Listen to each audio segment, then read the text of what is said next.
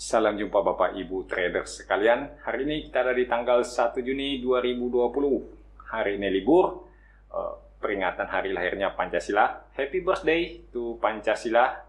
Ya kan, mesti happy birthday dong untuk Pancasila. Karena hari ini libur, ya kita lagi santai-santai aja. Mari kita lihat dulu IHSG seperti apa sejak terakhir kita bahas tanggal 28 ya. Kelihatannya IHSG masih bergerak naik. Sekarang IHSG kita itu ada di angka 4753,6. Terakhir itu tanggal 29 naik sebesar 0,79%. Apakah ini mulai tanda-tanda mengkhawatirkan? Sampai sejauh ini saya masih mengatakan belum ya, belum mengkhawatirkan. Meskipun teman-teman bisa mengatakan IHSG untuk saat ini sudah memasuki area resisten. Daerah resisten di sini ya, teman-teman lihat ada dua candle yang dekatan ini, candle besar. Nah, IHSG kita sekarang udah sampai di area resisten, udah mulai memasuki awan resisten. Jadi dari titik ini ke atas itu kita udah bisa mengatakan sebagai area resisten untuk IHSG.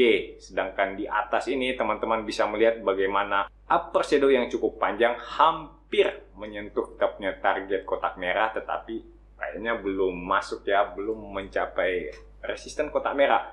Maka dari itu saya sekarang akan mengatakan kemungkinan IHSG masih akan berjalan naik, meskipun kita tahu sama tahu ya situasi di Amerika Serikat itu kurang begitu bagus. Mungkin teman-teman bisa sedikit melirik DJI, Dow Jones Index. Ya, saat ini saya belum mendapatkan update untuk DJI. Mestinya sih teman-teman akan melihat mungkin nanti ya sekitar ya jam 10, jam 11 malam mereka udah operasional. Kita udah bisa melihat bagaimana perjalanan DJI. Kalau dari saya sendiri, seperti biasa saya masih tetap optimis. IHSG masih akan naik meskipun teman-teman udah sering mendengarkan, tapi saya nggak akan lelah untuk mengulanginya bahwa saya berpendapat IHSG akan bergerak sideways di antara 4.605 sampai dengan 5.030. Itu adalah range sideways yang menurut saya cukup cantik untuk IHSG,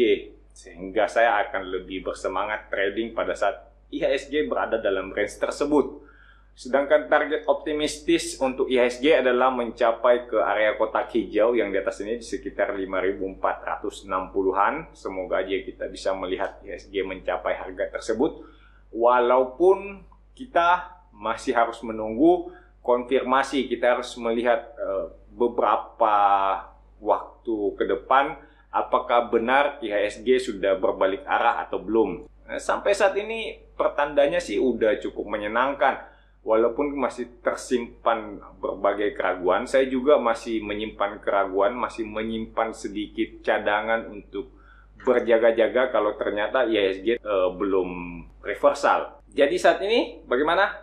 Ya, saat ini saya tetap dalam posisi trading, tidak terlalu gerasa-gerusu untuk masuk, apalagi untuk berpikiran jangka panjang, kecuali untuk saham-saham yang memang terbukti atau memang udah cukup lama saya ikuti. Teman-teman pasti tahu beberapa saham yang selalu saya ikuti. Ada beberapa saham yang memang kelihatannya sedang mengalami retracement. Saya pikir ini adalah kesempatan yang cukup bagus untuk mulai menambah. Tapi karena IHSG juga dalam posisi yang bagus, makanya saya agak mengalami kebingungan. Sebenarnya kita mau nambah untuk porsi jangka panjang, dan akibatnya kita punya porsi trading menjadi lebih sedikit tetapi dengan keamanan yang lebih tinggi kan, atau kita punya posisi trading yang sedang bagus saat ini kita tambahin, akibatnya yang untuk long term kita harus tunda dulu ya, sambil berharap masih bisa turun lebih rendah lagi supaya kita bisa dapat harga lebih miring. Itu adalah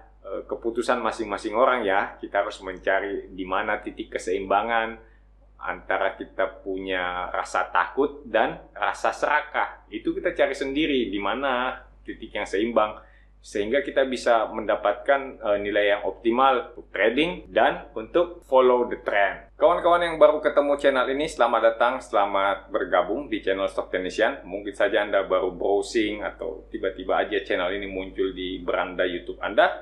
Selamat datang. Channel Stock Technician adalah channel yang senantiasa melakukan analisa pergerakan harga saham di Bursa Efek Indonesia secara teknikal. Kawan-kawan yang memiliki minat terhadap analisa teknikal ataupun pengen menjadi seorang trader, jangan ragu-ragu, langsung saja subscribe. Karena di channel ini kita senantiasa melakukan analisa teknikal, hanya teknikal untuk semua saham-saham yang ada di Bursa Efek Indonesia. Bukan cuma sekedar berbagi analisa gratisan ya. Teman-teman bisa melihat beberapa video yang lalu, kita ada bagi salah satu tools untuk mengikuti foreign flow di Bursa Efek Indonesia. Ini adalah versi awal, sehingga saya masih sangat berharap aplikasi ini bisa dikembangkan lebih jauh lagi. Karena saya bukan seorang pengguna foreign flow, makanya saya langsung saja melemparkan ide ini ke teman-teman semuanya, sehingga saya harapkan akan ada masukan dari kawan-kawan. Sebaiknya seperti ini. Biasanya saya foreign flow itu melihatnya ini. Nah, dari ide tersebut kita bisa tangkap dan kita masukkan ke aplikasi ini sehingga bisa lebih powerful, bisa lebih berguna buat kita semua. Apalagi ya kita sama-sama kan cari cuan di pasar saham. Ya terutama sih karena kemampuan saya untuk menulis program itu belum terlalu canggih. Jadi pasti kita akan memilih yang mudah atau yang datanya udah tersedia bisa kita masukkan. Kalau datanya nggak tersedia ditambah dengan kemampuan saya untuk menuliskan program juga tidak terlalu bagus, ya biasanya kita singkirkan dulu, kita tunda dulu sampai kemampuannya ada, sampai kita punya kemampuan untuk melakukan perbaikan. Untuk itu teman-teman silakan mencari beberapa video sebelumnya. Kayaknya di weekend sebelum ini deh, di weekend yang satunya lagi ya, teman bisa lihat ada videonya. Silakan isi formulir yang ada di deskripsi video. Ya, teman-teman harus ngisi form, karena kalau teman-teman nggak isi form, teman-teman nggak kasih data sama saya, bagaimana saya bisa mengirim aplikasinya? Videonya sengaja saya bikin supaya saya nggak perlu menjelaskan berulang-ulang. Bayangkan kalau ada 50 orang aja yang bertanya berulang-ulang kepada saya, kira-kira emosi jiwa nggak? Apa yang akan terjadi kalau saya harus meladeni pertanyaan satu demi satu? Sekarang kita akan melihat saham BBKP. Oke, kelihatannya BBKP-nya udah mulai asik ya. Udah mulai kelihatan ada higher high dan ada higher low. Kemudian kita bisa melihat juga perjalanannya juga makin lama kok higher high, higher low-nya itu semakin rapat gitu. Artinya tadinya dibutuhkan waktu yang cukup panjang untuk higher high. Kemudian higher low-nya juga lumayan, lebih panjang waktunya. Tapi makin lama makin singkat. Kita melihat BBKP bergerak, ya semakin lama semakin pendek dia punya periode untuk bergerak naik turun. Saya kira ini patut diperhatikan. Karena teman-teman melihat di area terakhir ini, ya di area terakhir, teman-teman bisa melihat ada candle yang cukup besar, volumenya juga udah mulai membaik. Saya kira ini udah layak untuk kita perhatikan. Beberapa titik yang perlu kita waspadai adalah seperti ini. Nah, ini kotaknya udah bisa saya pindah ya. Nah, misalnya di sini teman-teman menganggap ini sebagai support. Lihat ya, ini ada titik higher high, kemudian harga balik turun. Pada saat ini ditembus dengan volume yang cukup besar. Di sini kita melihat terjadi support testing. Kemudian ini ada volume yang cukup besar di mana muncul pembeli yang cukup banyak untuk mendorong harga naik, tapi belum cukup kuat. Harga kemudian dibawa lagi ke bawah mendekati support. Teman-teman bisa melihat berarti kita punya BBKP, kita punya resisten berikutnya ada di sekitar sini.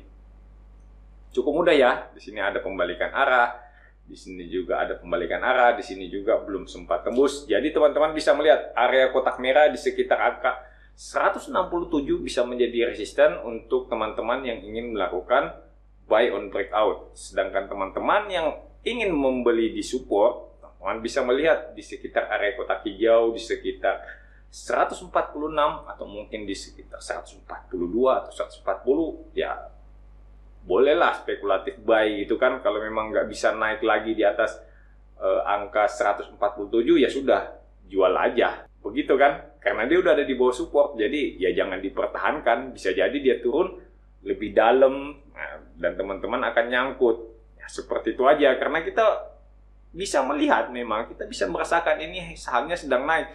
Tetapi resiko tetap harus dijaga. Meskipun kita lihat ada uptrend, sebagus apapun uptrendnya, resikonya tetap harus kita batasi. Jangan mentang-mentang uptrend terus teman-teman lepas kendali, nggak bisa lagi mengendalikan resiko, sehingga kalau harga turun-turun ya cuman cengok melihat duitnya nyangkut.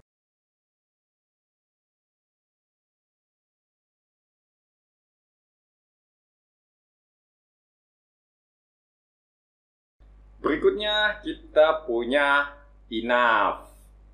Oke, sekarang kita lihat enough. Ini sebenarnya enough kalau kita katakan dalam jangka pendek terlihat sedang down ya. Dari sini kita lihat ini memang sedang down. Sedangkan kalau kita lihat agak jauh dari sini kita mengatakan enough sedang up. Ada dua tren yang sedang bekerja dan kita mungkin saja bingung mau ikut tren yang mana ini, karena kayaknya sih pengen ikut, tapi kalau lihat beberapa hari ini turun jadi ragu. Semuanya ya, lihat di sini kita punya volume transaksi ini kebanyakan bergerak dalam volume yang lebih kecil pada saat enough sedang bergerak turun. Ya, jadi kita lihat dari sini sampai ke area ini enough cenderung kita katakan volume transaksinya kecil. Sehingga ada kemungkinan memang trennya sebenarnya adalah naik. Sekarang apa yang bisa kita lakukan? Kalau teman-teman tergolong dalam orang yang berani untuk mengambil risiko, saya pikir teman-teman boleh spekulatif buy pada saat enough tembus di atas 1050. Ini ya, di puncak ini teman-teman lihat ada 1050, teman-teman boleh ikutan beli. Kalau teman-teman bukan seorang risk taker, ada dua pilihan. Mungkin teman-teman bisa beli di sekitar support di ya 930 atau mungkin agak rendah lagi lah, mungkin sekitar angka 1000 gitu. Ya bisa dibeli di situ. Kemudian kalau teman-teman yang kemungkinan masih lebih takut lagi, ya belilah pada saat breakout resistance di atas ini ya. Nah, teman-teman bisa melihat di angka 1160. Ini saya kira teman-teman boleh melakukan buy on breakout.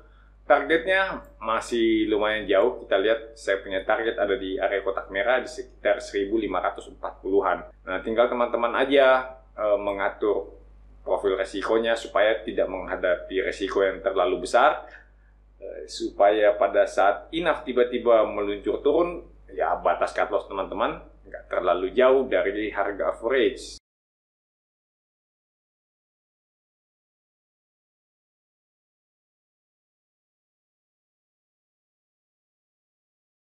Kita lanjut dengan ICBP. Entah kenapa ini ICBP dihajar turun terus-terusan ya.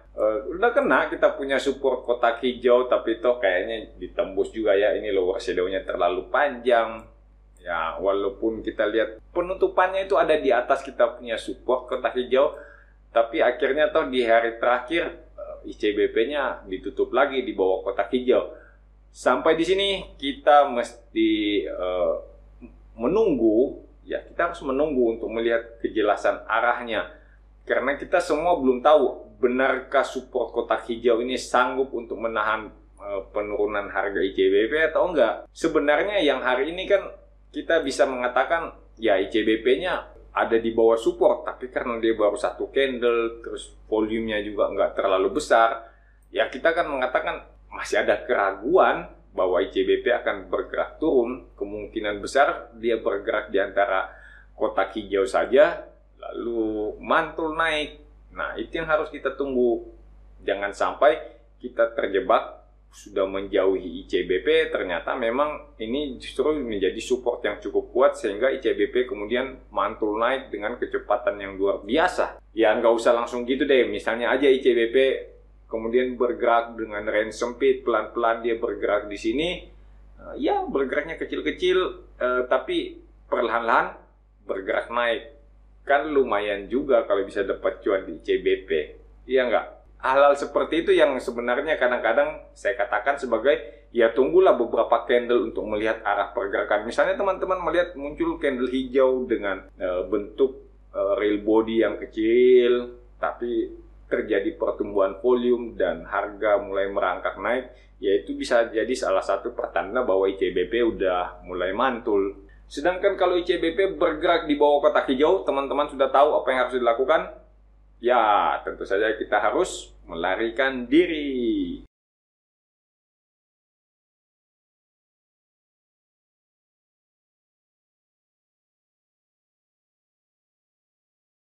Kita lanjut dengan LPPF. Oke, LPPF udah sampai di area resisten kotak kuning. Ya, teman-teman mau nggak mau harus mengatakan iya, memang udah nyampe di resisten. Resistennya kan kita udah lihat, tahu ini kotak kuning ini udah cukup lama saya kira saya taruh. Jadi ya kita mau nggak mau ya ini ada di resisten, kita mesti hati-hati. Jangan sampai ternyata memang LPPF-nya masih dalam fase sideways, ya dia akan turun lagi untuk mencapai support di kotak hijau.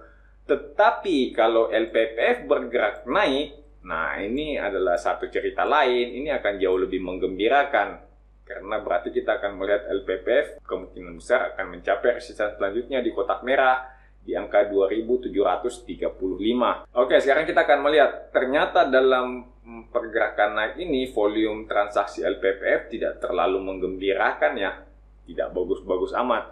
Makanya kita masih agak meragukan kondisi chart seperti ini. Saya akan lebih suka mengatakan ya udahlah, LPPF ini masih akan bergerak sideways. Ya, meskipun ada banyak orang yang menaruh harapan untuk LPPF bergerak naik, tapi kalau melihat chart seperti ini ya agak meragukan buat saya, dan saya lebih cenderung mengatakan LPPF masih akan bergerak sideways lah. Oke, teman-teman bisa melihat di sini LPPF mencoba breakout dengan volume yang cukup besar, tapi itu ternyata nggak sanggup juga bergerak naik. Dia malah mengalami retracement. Ini coba lagi menembus, tapi masih candle merah juga. Yang 3 terakhir ini kan.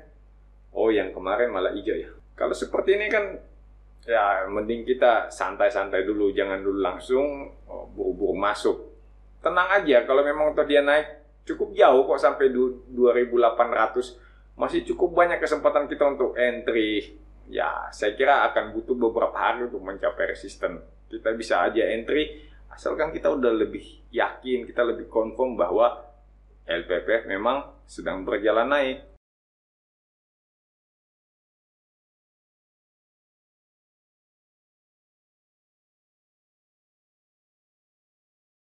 Kita lihat Pegas.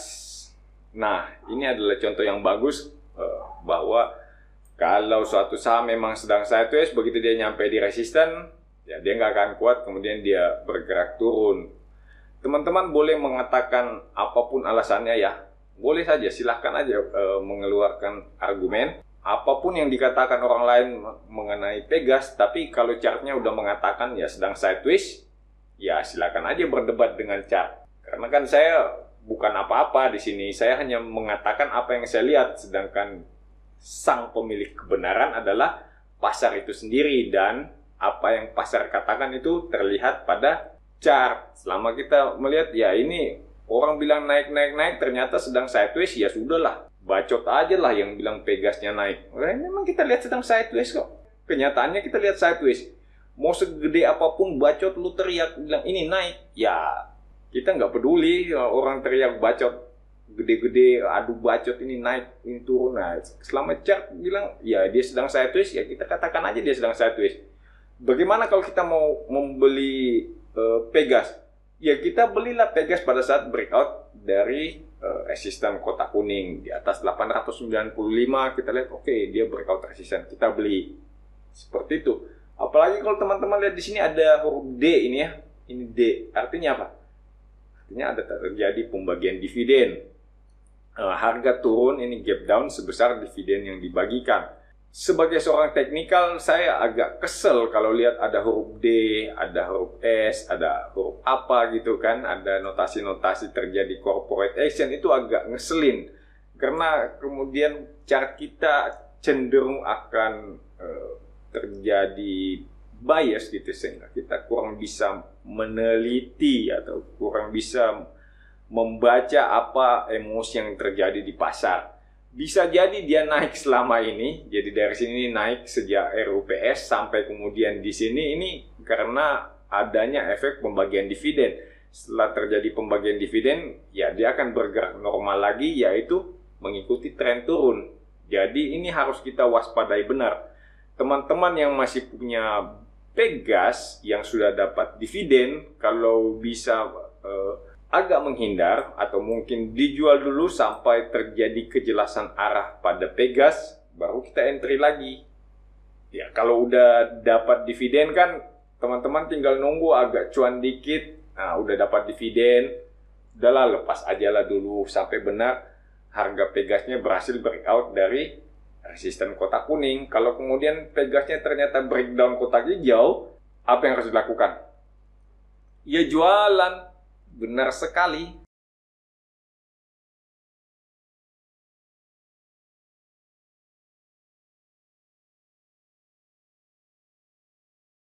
Berikutnya kita punya LPCK. Oke, LPCK kayaknya kita mesti adakan penyesuaian sedikit ya. Ini adalah support, teman-teman bisa merasakan ya. Ini adalah memang support. Di sini dia mantul, di sini dia mantul. Kemudian resistennya itu ada di sini. Nah, sekarang LPCK-nya udah sampai di resisten. Kemudian targetnya itu teman-teman bisa katakan di sini. Bisa dikatakan di sini ya. Oke, ini target yang cukup bagus. Meskipun teman-teman bisa aja mengatakan ini ada di sini Pak, kenapa sih nggak mau ngambil yang dekat di sini? Kenapa mesti jauh-jauh amat? Bagaimana ya? Kalau cuma di sini terlalu dekat kayaknya cuannya masih dikit kalau di situ ya. Jadi kita ambil yang agak tinggi. Itu pun kalau teman-teman hanya lihat sebagai resisten doang. Tapi kalau teman-teman pengen melihat yang lebih jelas, kita akan mengatakan ini ada suatu pattern yang cukup indah yang kita sebut sebagai cup and handle.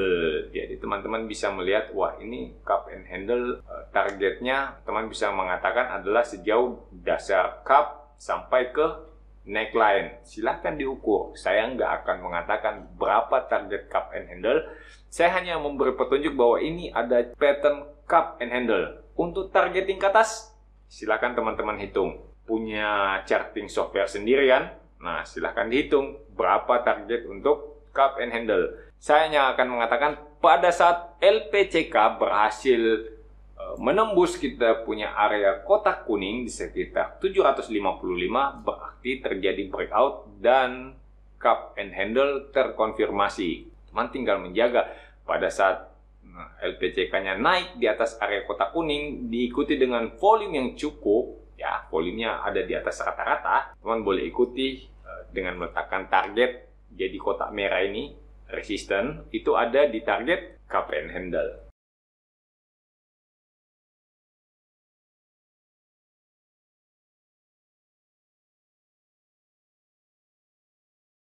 Kita lanjutkan dengan Kino. Oke, Kino ini kelihatannya juga masih sideways ya. Wah, di sini ada D juga. Teman-teman bisa melihat ini ada pembagian dividen sebesar Rp83 tanggal 26 Mei 2020. Selalu saya katakan kalau ada pembagian dividen gini bikin saya hilang semangat. Saya ilfil kalau ngelihat pembagian dividen ya. Karena kemudian chartnya itu agak menyimpang. Kita nggak bisa dengan tenang mengatakan ini memang suatu tren naik. Karena bisa jadi ini adalah ulah para dividen hunter.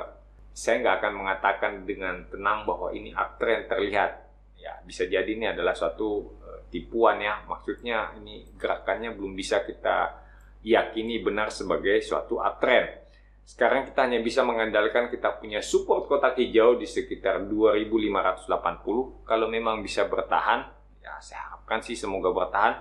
Kino masih mungkin saja bergerak naik. Bisa dipahami ya. Jadi kalau kita lihat support kotak hijau ini masih cukup kuat, kita bisa katakan ya ini uptrendnya udah bisa mewakili emosi pasar. Tetapi kalau ternyata kita punya support kotak hijau ini nggak kuat, artinya memang sejauh ini adalah ulah para dividen hunter yang melakukan pembelian untuk mendapatkan dividen di saham Kino. Teman-teman, sebagai seorang teknikal, saat ini tidak terlalu bijak untuk melakukan pembelian di sekitar support 2580. Untuk memastikan bahwa memang Kino sedang bergerak naik, saya akan mengusulkan teman-teman untuk melakukan pembelian pada saat Kino sudah menembus angka 3230.